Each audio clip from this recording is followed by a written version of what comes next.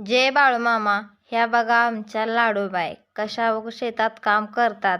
म्हणतात ना, लहान लेकरांना शिकवायची गरज पडत नाही, ते मोठ्यांचं बघून शिकतात. तर आमच्या ज्ञानेश्वरीला काहीच शिकवायची गरज पडत नाही. ती एवढी लहान आहे पण खूप हुशार आहे. बडबडी तर एवढी आहे ना. तिचं पप्पा गवत गोळा करत होतं. तिने बघितलं आणि लगेच पाटी उचलली आणि गवत गोळा करायला गेली.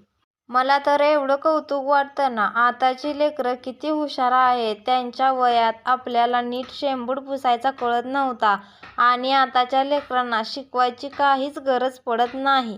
दिवसभर कामाने एवढा कंटाळा येतो ना, पण रानात अशी करमणूक करणारी माणसं असली ना, मग दिवस गेलेला कळत नाही. माझी आजी आणि आजोबा, माझ्या आजोबांच्या एवढ्या गवळणी पाठ आहेत ना, ते दिवसभर गवळणी म्हणत होते. भजन कीर्तनाचा त्यांना एवढा छंद आहे ना. अभंग, गवळणी ह्याच्यातलं आपण कोणतं तरी नाव घेतलं ना तर त्यांना येतं.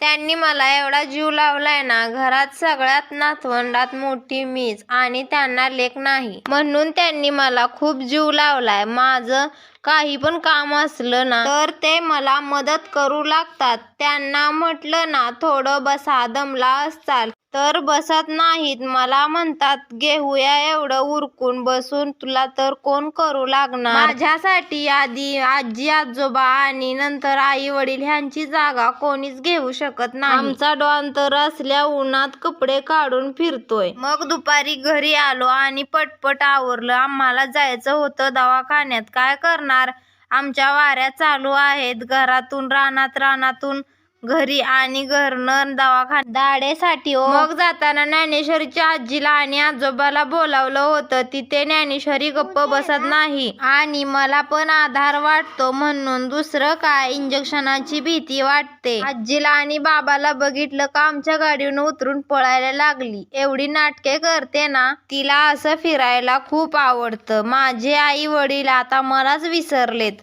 त्यांना फक्त त्यांच्या नातीसोबतच फिरायचं असतं आणि फोन जरी केला तरी फक्त तिलाच बोलायचं असतं.